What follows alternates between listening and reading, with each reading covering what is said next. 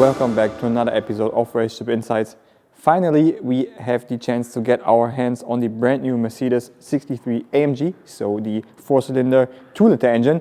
Yeah, pretty controversial car, pretty controversial engine, pretty controversial concept, especially on that car. So we're gonna strap the car on our dyno, of course, to show you if the car really got the promised 680 horsepower out of the 2-liter engine.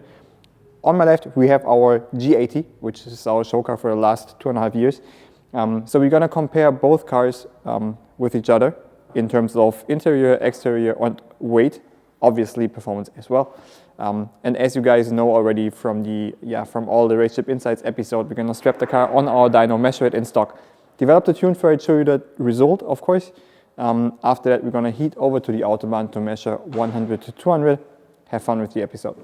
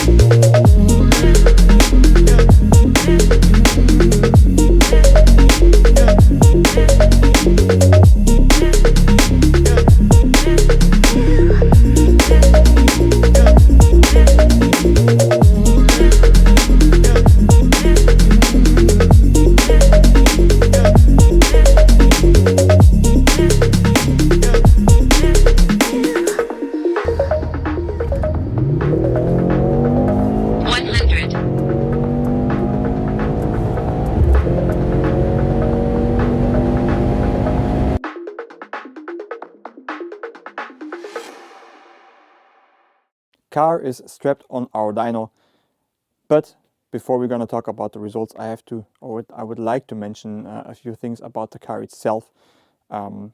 So there are different boost settings which you have to adjust in the menu, as you can select between hot lap or endurance for the e-turbo, which makes a difference in terms of power. So we have to set it to the max setting, and of course you have to get used to it. You have to have the knowledge to do it. But we figured it out. Also, the E engine got 2 gears, which we're gonna see on the dyno chart as soon as we're gonna switch over to the chart itself. And as a side information, the battery is charged up to 98%, so basically fully charged. So we should have the full power of the car. Mercedes claims that the car got 680 horsepower system performance, so E-engine and the combustion engine combined. Just keep that in mind. So now we're gonna switch over to the dyno chart, to the result we measured on our dyno. We measured the car now with 630 horsepower in stock, 910 Newton meters, which is a little bit less than AMG or Mercedes claims. However, that is what we measured on the dyno. And also what I mentioned a couple seconds before, on the chart you can pretty clearly see as soon as the gearbox of the E is switching gears, which is why it drops down. Keep in mind the car is completely stock here, and you can feel that on the street as well. So it's not like it's not perfect how basically AMG or Mercedes developed it, because you can feel it and you should not be able to feel stuff like that. But it is what it is. as I said, car is completely stock. We're gonna start the development now, and we're gonna see us as soon as we are done.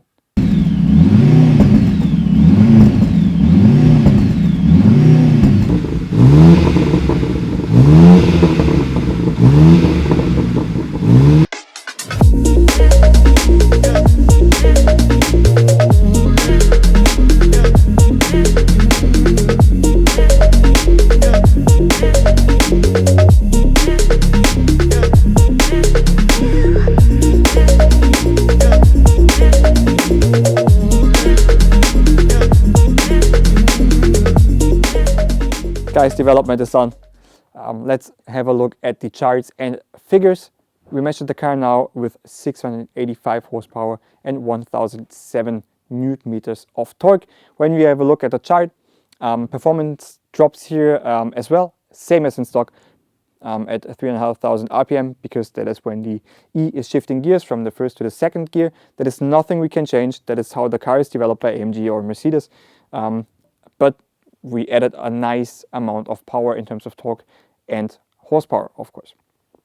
Yeah, it's a pity that we measured the car with 630 horsepower in stock, while Mercedes claims 680. However, they don't give really much information about when the 680 horsepower should be there.